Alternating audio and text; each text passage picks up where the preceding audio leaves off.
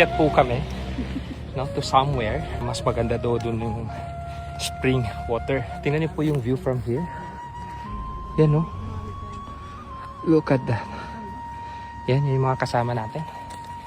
Okay, ang init kasi 12:30, no? Tanghaling tapat. Pero okay lang, no? Kasi minsan lang naman to. Saka ito yung masaya dito, no? Yung dinidiscover pa natin yung mga bagay-bagay. Bumigay po yung ating tsinelas. Naku, kabayanas pa naman to bumigay. Bumigay ang ating tsinelas. Oo, kasi maputik po dito. Tingnan nyo. Sobrang lapot po ng lupa kaya hindi kinaya ng tsinelas natin.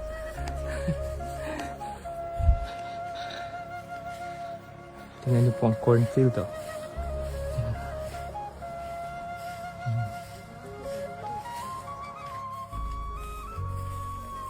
Ano pa? Kaya pa? Kaya pa. Medyo malayo-layo rin pala to. 30 minutes na po kami naglalakad under the heat of the sun. Pero dito daw po yung court. Pwede paliguan. Yan si Ton. Coach, hi ka coach. Tara, ligo tayo. Wow! Mashallah.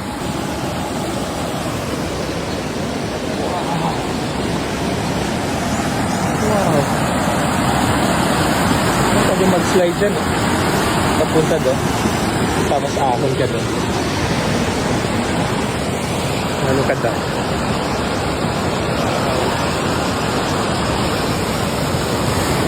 Sarap maligo kasi ang init.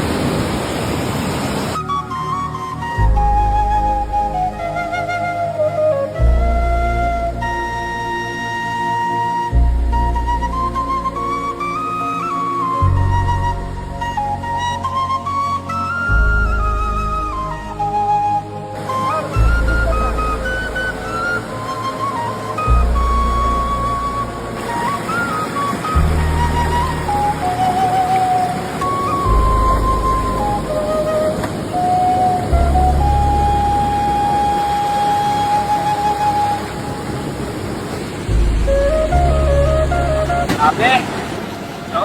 After staying under the heat of the sun, pag tumalog mo kayo sa ganitong tubig, no? Spring water, tapos may mini falls pa dyan, you feel refreshed instant. Okay, okay. So ito, no, let's proceed to other spot. Mga 1 hour siguro kami nagbabad to. Ang sarap po kasi ng tubig, no? Super lamig. Kundi lang may iba pa kaming pupuntahan, we can stay there hanggang mamaya kasi ang sarap po talaga maligo.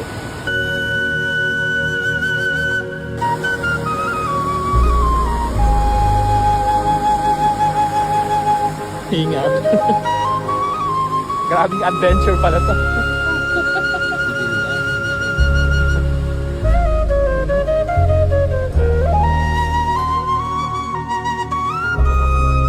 Pagod na. Kaya?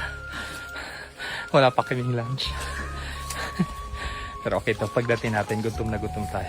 Mas masarap ang kain pag gutom. Ito po yung mga tanim nilang mga kape. Yan. Napakalawak po nito. Excelsa, Robusta, and Liberica. Kaping barato, Liberica. Liberica. Nakapagtusan mata nila, uhan nila. Mag-pack and mag-harvest na naman. Niya, may chere ni. Bago na maluto. Coach, coffee expert. Pag ano, pandagang tabo kape yan. Sago na, namulatan na kape. Magkasabat ng tigas sa kape. Yan. Yan kaya uno din. Namin. Ninana.